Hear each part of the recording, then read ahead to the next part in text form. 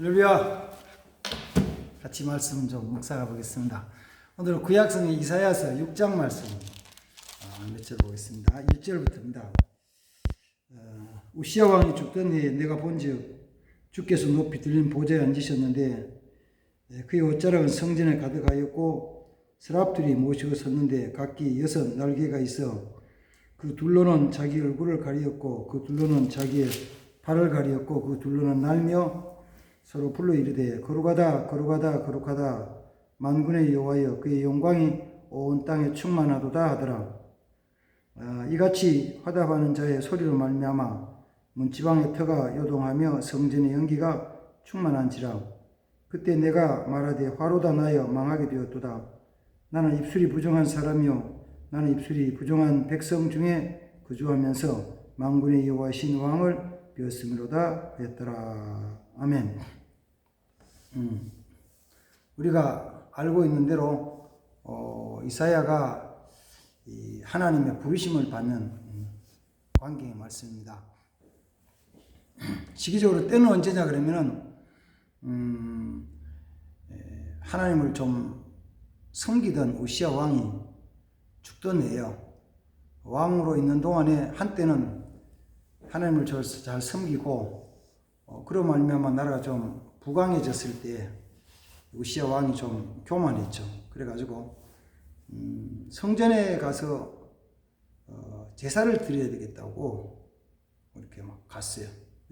제사장들이 막으면서 왕이요, 하나님께 제사 드리는 것은 하나님 세우신 제사장이 있습니다. 왕은 이 일을 하시면 망령되 행하는 것입니다라고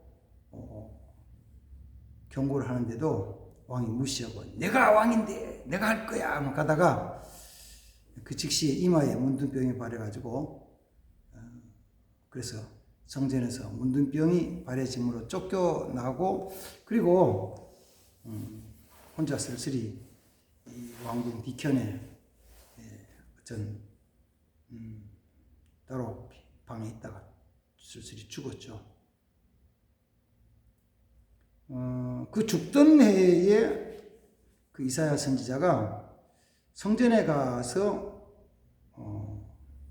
하나님 영광을 비웠어요. 뭐 있을까 그러면 간단하잖아요. 성전에 왜 갔겠어요? 둘 중에 하나지. 제사 드리러 갔든지 기도를 갔든지 둘 중에 하나예요.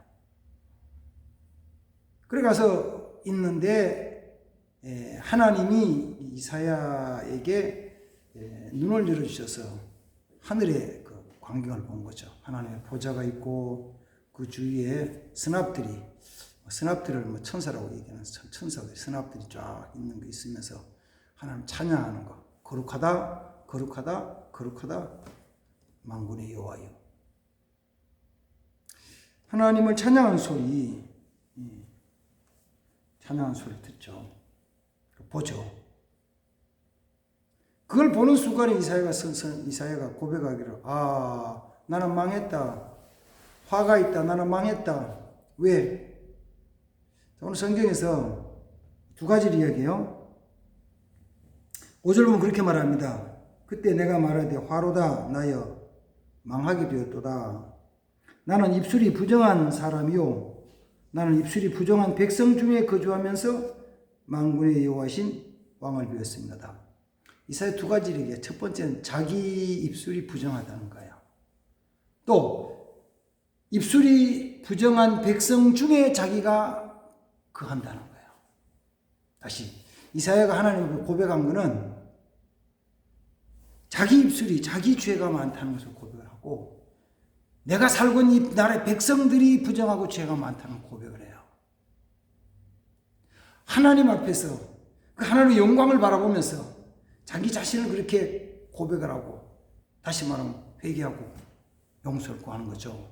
그랬더니만은 그 스납 중에 하나가 제단에서 핀 수풀을 가져와서 이사야의 입술에 대면서 내 악이 제하여졌느니라 내 악이 제하여졌느니라 이렇게 말씀하셔요. 저는 먼저 이 말씀을 보면서 정말 중요한 게 있어요. 그게 뭐냐면 이런 거죠. 이사야가 우시야 왕이 죽는 그의 우시야 왕이 죽는 것을 보면서 성전에 가가지고 기도하다가 하늘 문이 열려지고 하늘의 영광스러운 광경을 바라보는 것. 그러고 나서 이사야가 하나님 부르심을 받잖아요. 정말 중요한 건 뭐냐면은 하나님의 부르심을 받고 하나님이 주신 사명을 감당하는 것인데 그걸 볼 수 있느냐, 깨달을 수 있느냐. 하나님이 나를 부르시고 하나님 나를 보내시고 하나님 나에게 말씀하시고 사명을 주셨다는 걸 믿느냐, 정말 믿느냐에 대한 거예요.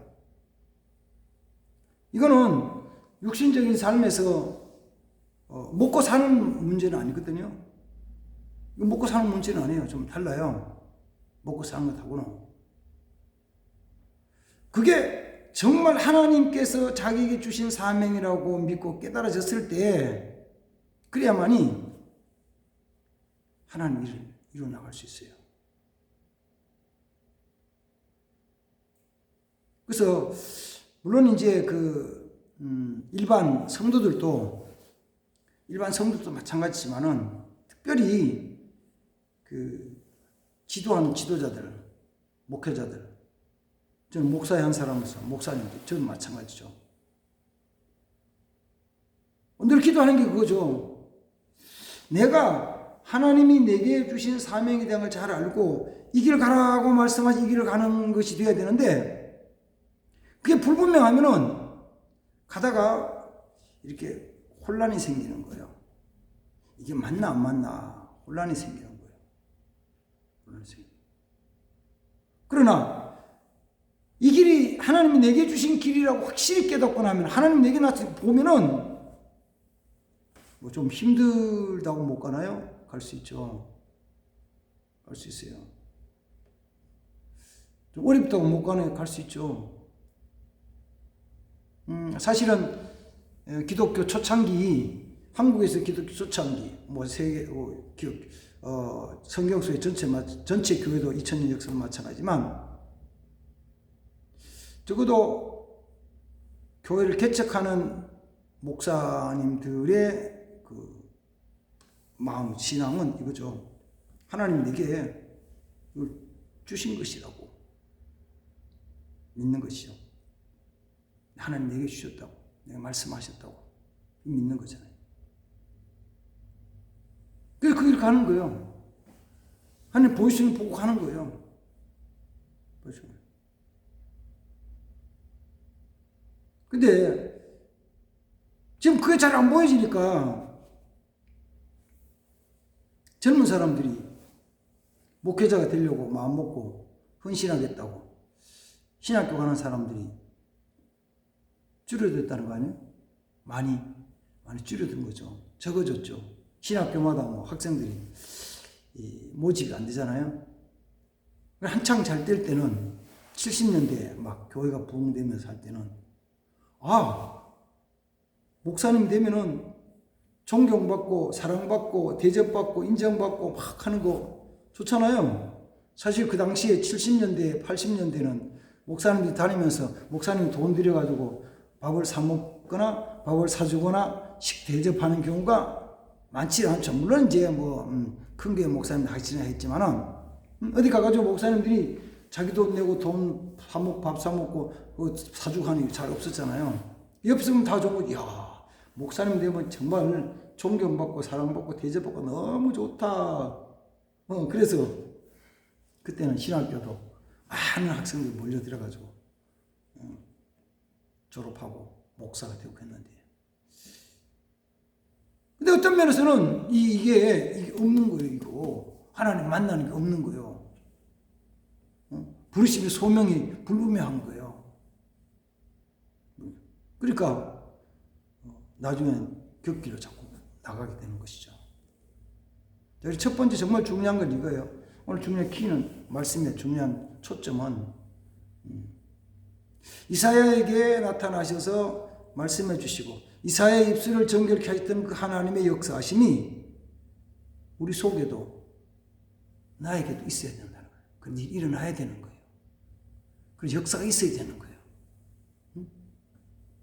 우리 성도도 마찬가지입니다. 믿음으로 살아가는 것이 그전엔 좀 그래도 그냥 뭐 괜찮은 것처럼 느껴졌는데 지금은 좀 어려워졌잖아요. 지금 어려워졌어요. 아침에도 같이 기도하는 어떤 권사님과 기도를 하면서 말씀을 좀 나눌 때 아들 둘이 있는데 큰아들은 그전부터도 교회를 좀 잘 안 나갔고 둘째 아들은 교회를 좀 잘 나갔는데 작년에 코로나 발생해가지고 확산되면서부터 교회를 안 나간다는 거예요. 그래서 걱정이라는 거죠. 목사님 그것도 기도 좀 해주세요. 그래. 같이 기도를 하죠. 해야죠. 이렇게 하는데 성도들도 예수 믿다가 어려움을 당하니까 힘이 드니까 교회를 안 나오는 거예요. 교회 안 나오는 사람도 믿음이 있겠죠. 믿음을 가지고 있을 수는 있어요. 믿음이 없다는 건 아닌데 믿음을 가졌지만 이 어려운 환경 때문에 그냥 주저앉아 버린 거죠. 예수님 말씀 천국의 비유로 말하면은 이런 것이죠. 길가에 떨어진 씨앗, 또 돌짝밭에 떨어진 씨앗, 가시덤굴에 떨어진 씨앗처럼 그 어려움과 역경이 왔을 때 그냥 싹이 자라다가 죽어버리는 거죠. 씨앗이 자라다가 어려움과 역경이 왔을 때, 뜨거운 햇살이 났을 때 뿌리가 든든지 못하면 말라 죽어버린다. 아니 그냥 씨앗이 있으니까 그건 살 거 아니에요. 씨앗 하나 있을 때는 괜찮지 모르지만 싹이 났다가 뜨거운 햇살이 비치면은 말라서 죽는 거예요. 작은 믿음, 적은 믿음 가지고 있을지 모르지만 이 환난 기간 동안에 믿음이 메마르고 죽는 거예요. 그래서 젊은 세대가 신앙생활 잘 못한다. 그러면 그들이 신앙생활 잘 못하는 것만 끝나는 게 아니고 시간을 조금 더 지나서 30년, 40년, 50년 뒤를 보면은 그들이 죽은 게 아니고 나중에 보니까 뭐가 죽냐면 교회가 죽은 거잖아요. 교회가 한 30년 지나가지고 이런 상태로 가면은 교회가 다 죽어버리잖아요. 없어지잖아요. 저도 마찬가지지만 지금 기성세대들이 50대, 60대들이 30년, 40년 더 이상 산다는 보장이 있나요? 없잖아요. 없으면 그들이 지금 세대가 열심히 교회를 섬기는 세대가 세상을 떠나고 하나님께 다가오고 나면 젊은 세대는 없잖아요. 왜 그냥 환란 때문에 신앙이 주저앉아 버린 것이죠. 왜 신앙이 주저앉냐? 확신이 없어요. 무슨 확신? 하나님을 만나는 확신이 없어요. 하나님 내게 말씀하신 말씀이 없어. 성경이 있지만은 성경 속에 있는 말씀들이 이 말씀이 내게 주신 말씀이 아닌 거예요. 우리는 적어도 이 성경 말씀 중에서 하나님이 내게 주신 말씀을 가지고 있어야 되잖아요. 그 말씀이. 그 말씀이 있어야 되는 거예요. 목사들도 있어야 되고, 장로들도 있어야 되고, 권사도 가져야 되고, 집사도 평신도들도 적어도 내게 주신 하나님의 약속의 말씀을 가지고 있어야 돼요. 내게 주신 약속의 말씀. 어느 것도 다 괜찮아요. 죄사함의 말씀이든지, 부활의 말씀이든지, 천국에 대한 소망의 말씀이든지, 믿음의 약속이든지, 뭐든지 간에 이 말씀 속에서 어떤 것은 내게 주신 약속의 말씀으로 확 받아가지고 그 말씀을 붙잡고 살아가야 되거든요. 읽으면서도 그게 안 나오니까 읽기는 다 읽었어요. 다 읽었는데 내게 남은 건 없어요. 그 약속의 말씀 있는 사람은 흔들리질 않아요. 이사야도 마찬가지잖아요. 이사야가 이렇게 해서 정말 하늘의 광경을 보고 하나님의 선지자를 부름받아서 나갔을 때 그 길이 형통해졌느냐? 아니, 형통해진 게 아니에요. 그 뒤에 이사야를 하나님께서 보내시면 하신 말씀이 뭐냐면은 내가 보내는 너희 백성들은 어떠냐고 이렇게 말해요. 9절 말씀에 보면 이렇게 말합니다. 여호와께서 이르시되 가라 이 백성이 이르기를 너희가 듣기는 들어도 깨닫지 못할 것이요 보기는 보아도 알지 못할 것이라. 이 백성의 마음을 둔하게 하며 그들의 귀가 막히고 그들의 눈이 감기게 하라.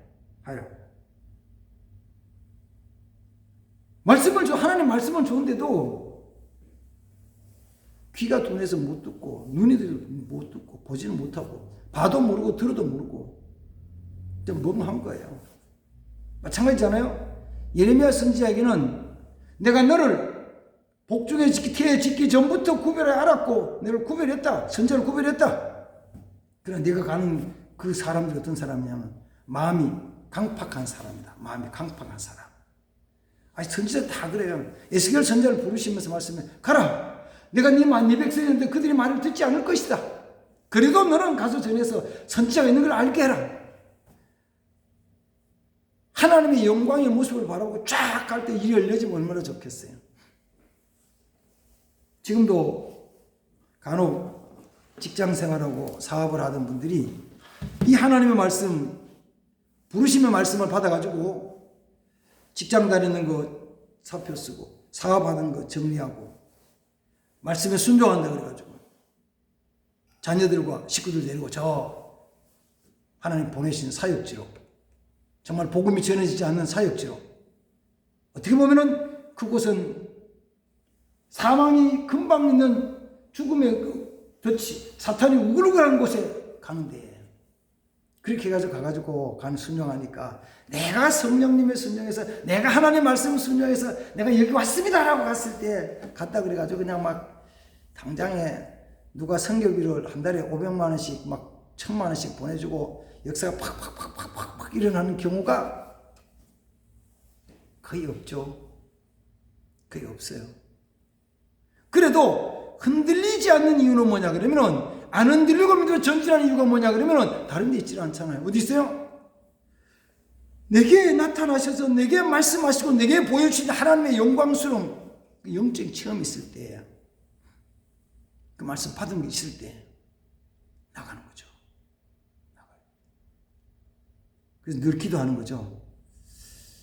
이게 처음 부르받았을 때 처음 부르심을 받았을 때 딱 한 번만 나타나면은 그때는 결단하는 거잖아요. 처음에 나타나는 결단, 전진하는 거죠. 그건 반드시 있어야 될 것이고 그 다음에도 하나님 내 삶을 다스리시고 나와 함께 하신다는 그 약속의 표적과 약속의 말씀들이 늘 우리에게 주어져야만이 돼요. 특별히 어렵고 곤란한 시대에 어렵고 고통의 환란의 시대에는 내게 주신 약속의 말씀이 없으면은 쓰러질 수밖에 없어요. 넘어질 수밖에 없어요.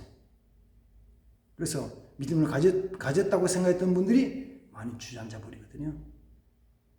우리 기도할 때 기도를 해야 돼. 하나님, 이사야가 성전에 나가서 성전에 엎드렸다가 하나님의 영광의 모습과 그 말씀을 드렸던 것처럼 내가 주님 앞에 나왔사오니 어디요? 하나님 교회에 나와야죠. 나와야죠. 교회 안 나오고 집에서 예배 드린다고 TV로요? 자, 생각해 보세요. TV에서 예배 전체 실황을 1시간 이상의 실황을 전체를 처음부터 끝까지 다 방영해 주는 예배 실황이 몇 개나 되나요? 주일날 아침부터 저녁까지 기독교 TV 방송을 보면서 처음 예배 시작부터 끝까지 전체를 찬송하고 기도하고 특송하고 설교하고 축도하고 헌금되고 전체를 다 보여주는 방영하는 설교 프로그램 몇 개, 예배 프로그램 몇 개 되나요?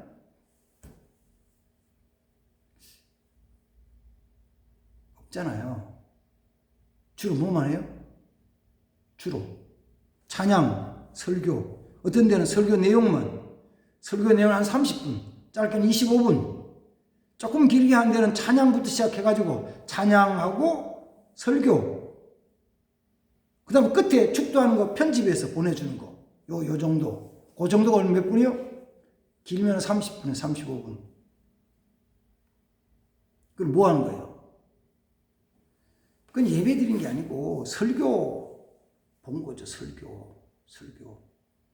그래서 그 설교가 참 좋은 교회, 훌륭한 교회, 훌륭한 목사님의 교회, 거기서 이렇게 가시는 분들, 참 은혜 받았다고. 은혜는 될지 몰라요. 그러나 그는 예배 드리는 것은 아니에요. 예배 드리는 건 아니에요.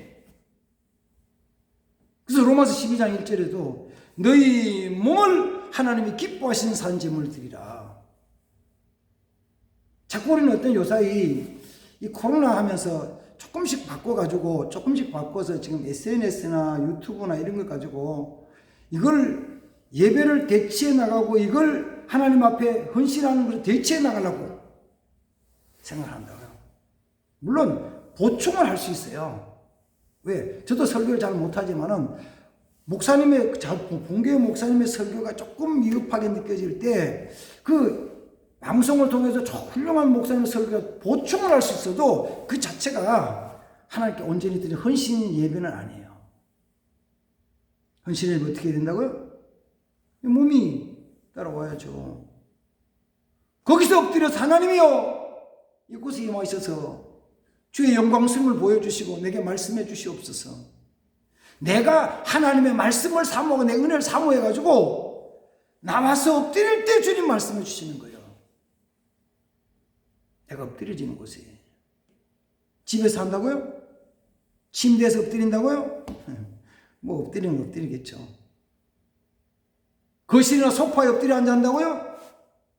그거 하나님이 온전한 예배로 받으시는 건 아니에요. 하나님 전연하고 엎드리십시오. 그리고 은혜를 간구하십시오. 내게도 말씀해 주시고 내게 나타나시는 말씀해 주십시오. 내가 주님께서 기뻐하시는 주님께서 원하시는 뜻대로 내가 말씀을 듣고 순종하겠습니다라고 다짐할 때 거기에 역사하십니다.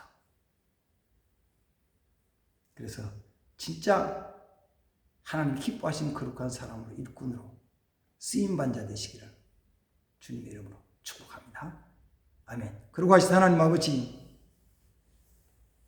성전에 나가서 엎드렸을 때 엎드린 이사야에게 하나님 영광스러움을 보여주시고 그를 부르시고 말씀하시고 사명을 주셨던 하나님 아버지, 이 시간도 저들이 주님 앞에 나올 수 있게 하시고 주님 앞에 나아갈 수 있게 도와주시고 먼저 내 몸으로 내 시간으로 주님 앞에 예배하며 은총을 간구하는 자들이 되게 하옵소서. 주의 말씀이 들려지게 하시고 그 말씀을 온전히 그함으로 순종함으로 말미암아 아름다운 일들이 일어나게 하옵소서. 주여 함께 하옵소서. 역사하심을 믿습니다. 예수 그리스도의 이름으로 축복하며 기도합니다. 아멘. 감사합니다.